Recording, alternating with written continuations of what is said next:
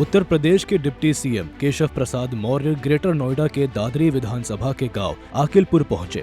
यहां deputy CM KP Maurya ने एक जनसभा को संबोधित किया। जनसभा में केंद्र सरकार की 11 वर्षों की उपलब्धियों पर चर्चा की गई। इस दौरान डिप्टी सीएम मौर्य ने कहा कि आप सभी जानते हैं कि 2014 में नरेंद्र मोदी के प्रधानमंत्री बनने से पहले देश निराशा के गर्त में डूबा था।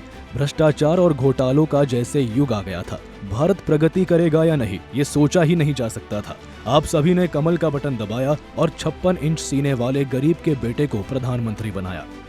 आज आपके बीच में मुझे 11 वर्ष जो सरकार के माननीय नरेंद्र मोदी जी के नेतृत्व में केंद्र में बीते हैं, उसी विषय को रखना है।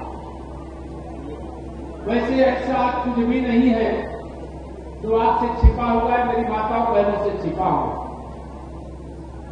आज हर बात आप ही जानते हैं, क्यों मैं याद दिलाने का काम करूंगा। 2014 माननीय नरेंद्र मोदी जी के प्रधानमंत्री बनने से पहले देश निराशा के गर्त में डूबा हुआ था। भ्रष्टाचार और घोटालों का युग जैसे आ गया था। भारत कभी प्रगति कर पाएगा कि नहीं कर पाएगा, ये सोचा भी नहीं जा सकता था।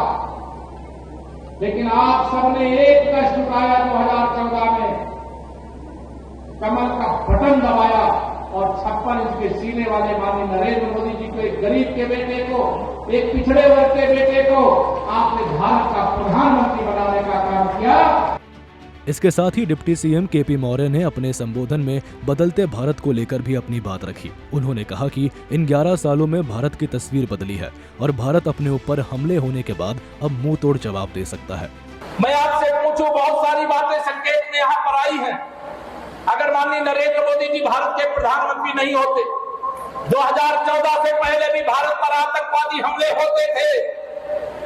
लेकिन आतंकवादी हमलों को झेलने के बाद, आतंकवादी हमलों में अपने नागरिकों को खोने के बाद, सेना का बलिदान होने के बाद, केवल कहां अमेरिका के सामने जाकर के भारत के प्रधानमंत्री गिड़गिड़ाने का काम करते थे।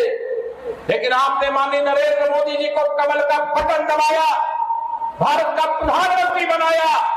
आतंकवादी हमला पहला उरी में हुआ था और माननीय नरेंद्र मोदी जी के नेतृत्व वाली सरकार में हमारे भारत के वीर सैनिकों ने सर्जिकल स्ट्राइक करके यह बता दिया कि अब ये नया भारत है, मोदी जी के नेतृत्व वाला भारत है। ईंट का जवाब पत्थर से देता है, गोली का जवाब गोले से देता है। और अगर उधर से ड्रोन चलता है ना, तो इधर से ब्रह्मोस मिसाइल चलती है, जवाब देना भारत को आएगा।